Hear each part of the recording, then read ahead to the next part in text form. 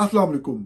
मुझे इस प्रोग्राम में ईरान के हवाले से ताज़ा तरीन सूरत हाल पर बात करनी है, एक ऐसे वक्त में जब न सिर्फ खित्ते में, पाकिस्तान में और गल्फ में, बल्कि पूरी दुनिया में, यूरोप में भी और खुसूसन अमेरिका के अंदर भी लोग किसी हद तक सुकून का सांस ले रहे थे, क्योंकि सदर ट्रंप ने एक से जायद मरतबा ये कहा कि जो मुज़ाकरात हैं, जो नेगोशिएशंस हैं ईरान के साथ, वो आगे बढ़ रही हैं, मस्बत सिमत में आगे बढ़ रही हैं और किसी मुआहदे के ऊपर पहुंचने का इम्कान है। इसी दौरान ये खबर आई कि अमेरिका ने शदीद बमबारी की है ईरान के ऊपर, मुख्तलिफ लोकेशन पे जनूबी ईरान में। न सिर्फ आबनाए हुर्मज़ के आसपास उन साइट्स को निशाना बनाया गया है जो कि मिसाइल लॉन्चिंग साइट्स हैं, जिसके ज़रिए ईरान स्ट्रेट ऑफ हुर्मज़, आबनाए हुर्मज़ के अंदर अपना एक कंट्रोल जो है वो बरकरार रखता है, जो भी मूवमेंट है वहाँ शिप्स की। और दूसरा सबसे खतरनाक, जिसके अंदर जानी नुकसान हुआ, IRGC के नेवी से मुतल्लिक काफ़ी सारे लोगों के मारे जाने की इत्तला है, एग्जैक्ट नंबर नहीं दिया जा रहा। और ये लोग जो बहरी कश्तियाँ थी उनके ऊपर सवार थे और इनको टारगेट करके ख़त्म किया गया। ये कोई एग्रेसिव या कोई ऑपरेशनल मोड में नहीं थे, ये कोई हमला नहीं कर रहे थे। इनको फाइंड आउट किया गया, लोकेट किया गया और फिर टारगेट करके एलिमिनेट कर दिया गया। अमेरिकी सेंटकॉम ने अलबत्ता ये कहा कि अमेरिकी सेंटकॉम के बयान के मुताबिक ये जो कश्तियाँ थी, ये जो ईरानी कश्तियाँ थी, IRGC की जो कश्तियाँ थी, ये बारूदी सुरंगे जो माइंस हैं वो बिछाने का काम कर रही थी। ये इल्ज़ाम लगाया अमेरिका ने और इसलिए इनको टारगेट किया गया। और जो साइट्स हैं, मिसाइल लॉन्चिंग साइट्स को जो हमला किया गया, उसके अंदर भी यकीनी तौर पर जानी नुकसान हुआ होगा। रिपोर्ट नहीं आ रही, ईरान की तरफ से कोई कंफर्मेशन नहीं है। हमलों की तस्दीक की गई है बंदर अब्बास में भी और इन दूसरी जगहों के ऊपर भी, और जो साइट्स थी उनको मुकम्मल तौर पे तबाह किया गया है। अमेरिका का दावा है कि न्यूट्रलाइज कर दिया गया है। उस हवाले से अमेरिका ने यह कहा है कि उनको अपने ऊपर हमले का अंदेशा था। ये दूसरी बड़ी मेजर वायलेशन है सीज फायर की। इससे पहले भी जब ईरानी IRGC की तरफ से, गार्ड्स की तरफ से हमला किया गया उन अमेरिकी शिप्स के ऊपर जो कि क्रॉस करने की कोशिश कर रहे थे आबनाए हुर्मुज़ को, तो उस वक्त भी अमेरिकी हथियारों ने बमबारी की थी, जिसके बाद ईरान ने चंद अमेरिकी साइट्स के ऊपर जो कि यूनाइटेड अरब एमिरेट्स में और दूसरी जगहों पे थी, उनके ऊपर हमला करके जवाब भी दिया था। अब जो आज के दिन वाकया हुआ है, इसमें जानी नुकसान ज़्यादा हुआ है, लेकिन अभी तक ईरान की तरफ से किसी जवाबी हमले की इतलात मौसूल नहीं हो रही हैं। ये तमाम सूरत हाल उस खुशगवार या उस पॉजिटिव जो डेवलपमेंट एक एक्सपेक्ट की जा रही थी, और यहाँ तक कहा गया कि जी ईद का दिन आ रहा है और ईद के दिन से पहले कोई चीज़ हो जाएगी, उस हवाले से ये खदशात जो है नए खदशात ने जन्म लिया है।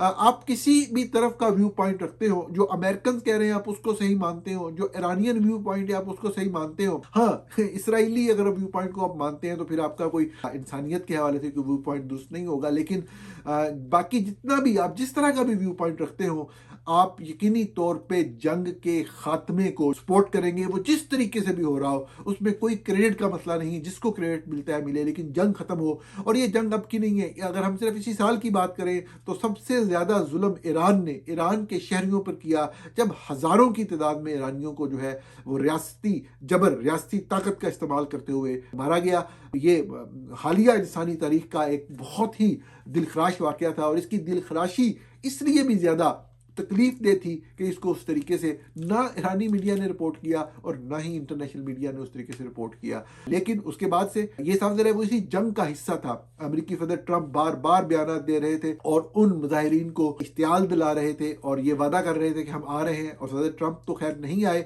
चंद लोग मरे थे, 8-10 लोग, और वो 8-10 की तादाद जो है वो फिर हज़ारों, 10,000 और 20,000 और पता नहीं कितनी हो गई, वो लोग वहाँ पे मारे गए। ये लेकिन एक चीज़ है, और ये सब लोगों ने रिपोर्ट किया, हर एनालिस्ट ने इस चीज़ को अप्रिशिएट किया, और ये दुनिया के सामने एक नई हकीकत खुल के आई कि ईरान की पॉपुलेशन की एक बहुत बड़ी तादाद जो ईरान के अंदर इस रजीम जो कि एक मुल्लाह रजीम है, जो कि सख्त गिर रजीम है, इसकी पॉलिसियों के खिलाफ नफरत यकीनी तौर पर वक्त गुजरने के साथ बढ़ती चली जा रही थी। ये लोग सब के सब इस रजीम के खिलाफ हो चुके हुए थे, लेकिन ईरानी कौम ने ये इत्तेहाद ज़रूर दिखाया है कि उनकी लड़ाई उस रजीम से है जो कि गैर इंसानी कवानीन को इस्लाम का लबादा ओढ़ के उनके ऊपर नाफिज करना चाहता है, ना कि वो किसी भी तौर पे अमरीकी या इसराइली जो कुव्वतें हैं उनको किसी तौर पे बर्दाश्त कर सकते हैं अपने मुल्क के अंदर। ये एक बड़ा स्ट्रॉन्ग पॉइंट था जो कि हिस्टोरिकली ईरान के बतौर एक नेशन के तौर पे मजबूत होने के हवाले से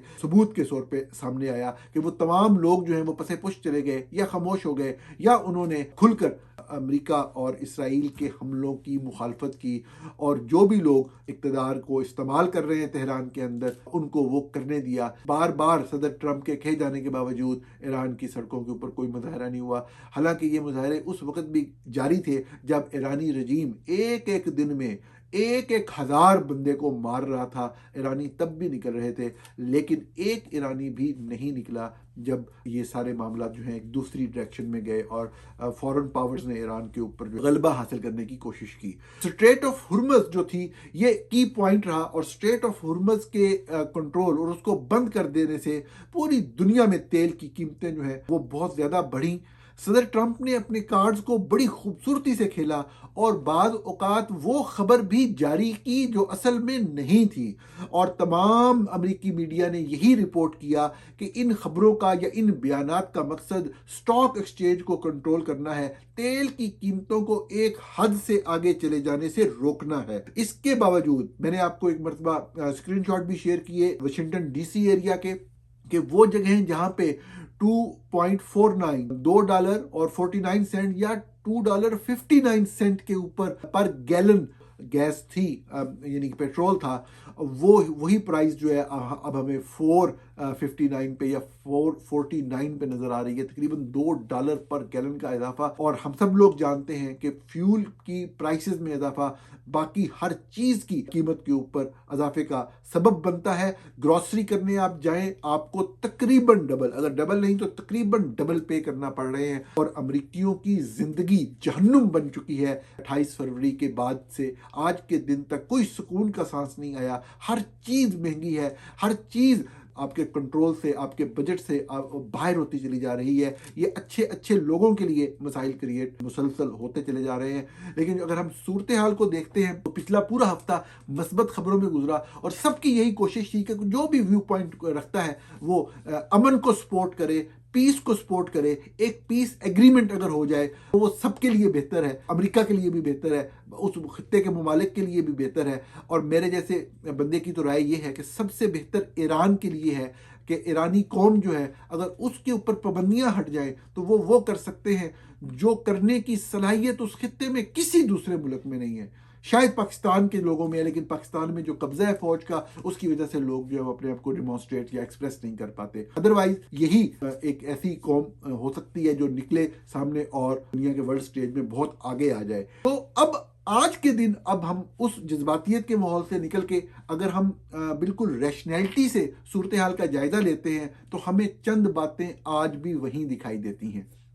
अगरचा सदर ट्रंप बार बार कह रहे हैं कि मामला हल हो गए न्यूक्लियर के हवाले से, इनरिच्ड जो यूरेनियम है ये तो अब बात ही नहीं हो रही कि ईरान इनरिच करेगा या नहीं करेगा। अभी सदर ट्रंप जो अपने तहफ़्फ़ुज़ात का इजहार कर रहे हैं वो कह रहे हैं जो ऑलरेडी इनरिच हो चुकी हुई है, जिसको वो न्यूक्लियर डस्ट का नाम देते हैं, कि वो जो है वो हम अपने कंट्रोल में लेना चाहते हैं। पहले तो वो कह रहे थे कि लाजमी तौर पर अपने कंट्रोल में लेंगे या फिर कोई और मुल्क लेके जाए, इसके ऊपर बात हो रही थी। तो अभी एक तीसरी ऑप्शन भी आज सदर ट्रंप के बयान में नजर आई। उन्होंने कहा कि या तो हम अमेरिका लेके आएंगे और यहाँ पे आके डिस्ट्रॉय करेंगे, या फिर हम ईरान के अंदर ही उन्हीं लोकेशंस के ऊपर ही उसको डिस्ट्रॉय कर देंगे, या फिर तीसरी ऑप्शन किसी तीसरी एग्रीड अपॉन म्यूचुअल कंसेंसस से अगर एक जगह के ऊपर इतफाक होता है तो वो वहां ले जाया जाए और उसको तल्फ किया जाए, खत्म किया जाए। ये जो भी प्रोटोकॉल्स हैं ये कि उसको फॉलो करते हुए उससे जान छुड़वाई जाए। अब सूरत हाल ये है कि ईरानी तरफ जो ओहदेदारान है वो इस हवाले से अभी तक, आज के दिन तक, इस हमले से पहले, अभी हमले का तो रिस्पॉन्स नहीं आया, अभी रिस्पॉन्स आएगा तो बात आगे चलेगी, लेकिन वो इस हवाले से बड़ा सख्त बयान आए ईरानी हुकूमत के आला ओहदेदारान की तरफ से। न्यूक्लियर जो इनरिच यूरेनियम है उसके हवाले से कोई कंप्रोमाइज नहीं होगा, कोई इस तरह की बात की गई। सबसे बड़ा बयान जो आया वो ये था अबनाए हुर्मुज़ के हवाले से, जो कि एक ऑफिशियल उनके नेशनल सिक्योरिटी की तरफ से बयान दिया गया ईरान में, कि किसी भी सूरत में अबनाए हुर्मुज़ पे अमेरिका का ना सिर्फ ये कि कंट्रोल या अमल दखल तस्लीम नहीं किया जाएगा, बल्कि इस मौजू पर बात ही नहीं की जाएगी, ये कहा गया है ईरान की तरफ से आज। और ये सबसे मेन मसला है। वादे तौर पे जो अल्फाज इस्तेमाल कि गए हैं वो ये हैं कि अगर अमरीकी नाकाबंदी ख़त्म हुई तो हुर्मुज़ से गुजरने के अमल हमारे तय करदा इंतज़ाम के तहत होगा।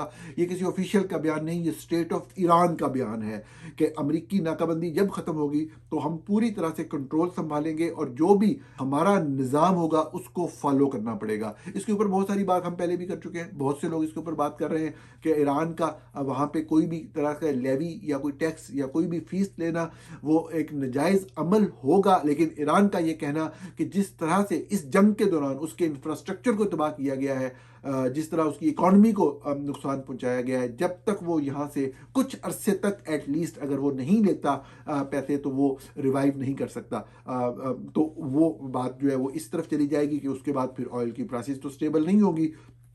अब सदर ट्रंप जो है वो ये वाली सूरत हाल कबूल करने को तैयार नहीं है। लेकिन आखिरी इतलात तक इस बात के ऊपर ईरान की स्टेट ने बहुत ही सख्त अल्फाज में, हालांकि जब खुसूसन पाकिस्तान के जो आर्मी चीफ जब पिछले दिनों में ईरान गए थे तो उस वक्त एक ऐसी उम्मीद की किरण सामने आई थी कि शायद इस मेन मसले के ऊपर भी बात हल हो गई है। और जो खबरें लीक हुई पाकिस्तान आर्मी की तरफ से, ISPR की तरफ से चंद मखसूस जर्नलिस्ट को, उससे भी कोई ऐसा तासुर मिल रहा था कि शायद जो आबनाए हुर्मुज़ है उसके कंट्रोल का मसला काफ़ी हद तक हल हो गया है। किसी न किसी बात पे ईरानी जो है वो मान गए हैं। लेकिन वो बात तो वहीं की वहीं खड़ी है। आज बहुत ही सख्त बयान इस हवाले से सामने आए। इसमें जो सबसे अहम डेवलपमेंट हुई है वो अमेरिका में जो एक्सियोस वेबसाइट है जो बहुत ही इनसाइड स्टोरीज दे रही है मुसलसल इस कन्फ्लिक्ट के दौरान ईरान और अमेरिका की, उसने एक खबर ब्रेक की है कि जो सदर ट्रंप ने कल सोशल मीडिया पोस्ट शेयर की थी जिसमें उन्होंने बताया था कि उनकी बात हुई है, टेलीफोनिक कन्वर्सेशन हुई है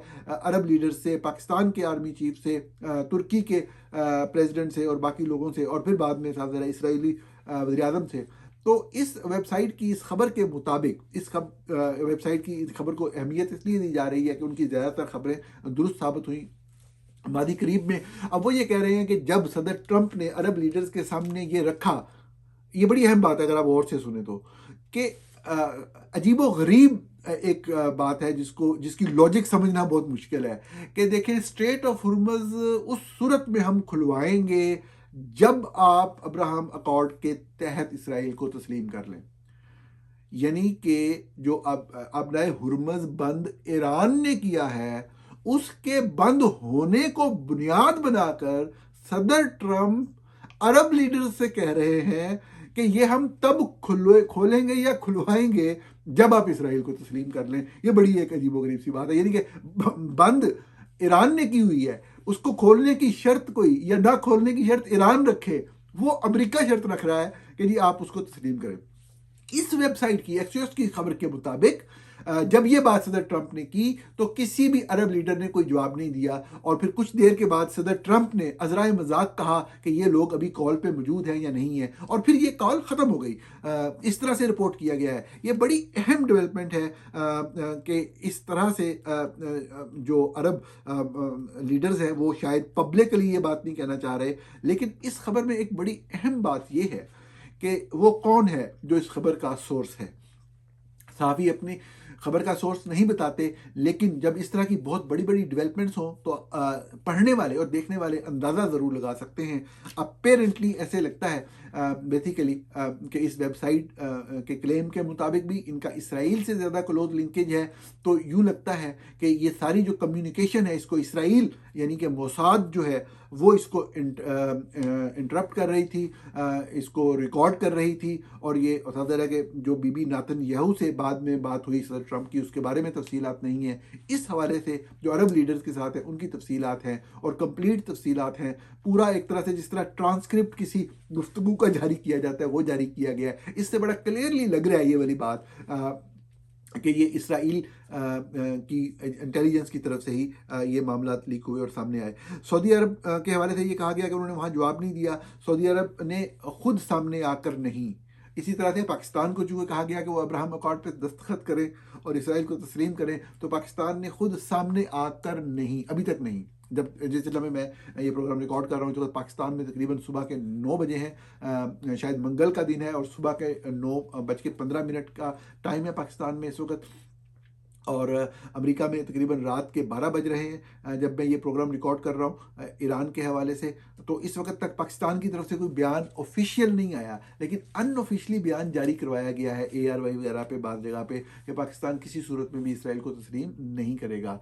सऊदी अरब की तरफ से भी ये बयान जो है वो ज़राए के हवाले से दिया गया है कि जब तक फ़लस्तीनी रियासत के क़याम के अमल के हवाले से बात आगे नहीं चलती, ऐसी डेवलपमेंट नहीं होती जो कि रिवर्स ना हो सके, तो हम इसराइल को नहीं सोच सकते।